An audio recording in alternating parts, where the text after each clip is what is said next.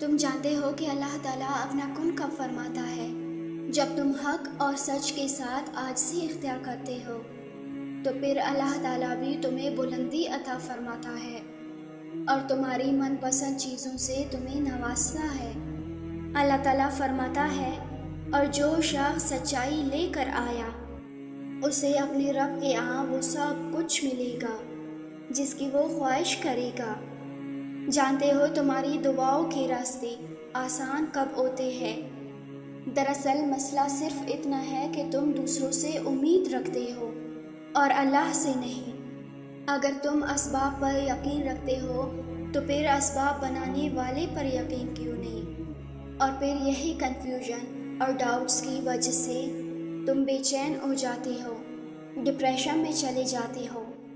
دیکھو، قرآن کھولو اور ڈھونڈو اپنے مسئلے کا حل۔ پتہ ہے جب مجھے کوئی سوال تنگ کرتا ہے نا، یا لوگ مجھے ہرٹ کرتے ہیں یا مجھے کوئی بے چینی ہوتی ہے تو پھر میں قرآن کھول کر ایک ایک سوال کا جواب تسلی سے لے لیتی ہوں۔ میرا رب فرماتا ہے اور جو کوئی اللہ پر یقین رکھے گا تو اللہ اس کے لیے کافی ہے۔ اگر تنہا رہ گئے ہو تو کوئی بڑی بات نہیں، وہ زندگی ہی کیا جسے تنہائی نصیب نہ ہو۔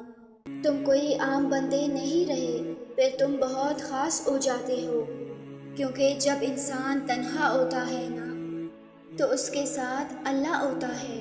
اللہ فرماتا ہے جن لوگوں نے یہاں تقوی کیا اللہ ان کو نجات دے گا اور ان کو نہ کوئی تکلیف پہنچے گی اور نہ وہ غمگین ہوں گے۔ یاد رکھو، ہر صورتحال کے دو پہلو ہوتے ہیں، اس کو منتخب کرو جو آپ کو سچائی اور اچائی کو دیکھنے کی اجازت دیتا ہے اور جو مصیبت سے باہر نکال سکتا ہے، کیونکہ زندگی اتنی سستی نہیں ہے کہ اسے لوگوں کے تلخ رویوں کی وجہ سے ہار دیا جائے۔ زندگی تو رب کی امانت ہے، آپ سے محبت کرنے والا کوئی عام نہیں بلکہ اس کائنات کا مالک ہے۔ یاد رکھو، اس کائنات کا سب سے بڑا سچ تو یہ ہے کہ انسان جو کوئی بھی ہو، اگر وہ کچھ کرنے کا ارادہ کر لے اور اللہ سے دعا بھی کرے تو وہ ہو کر ہی رہتا ہے۔ دعا کی قبولیت کی ایک علامت یہ بھی ہے کہ تمہاری دعائیں تمہیں بدلنا شروع کر دیتی ہے۔ جانتے ہو دعا قبول ہونے کی نشانی کیا ہے؟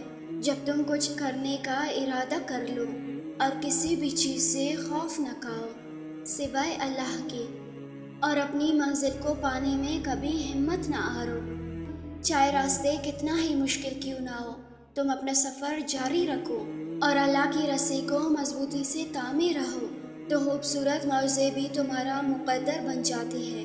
بے شک اپنی دعا قبول ہوتے دیکھنا دنیا کی سب سے خوبصورت احساس ہے۔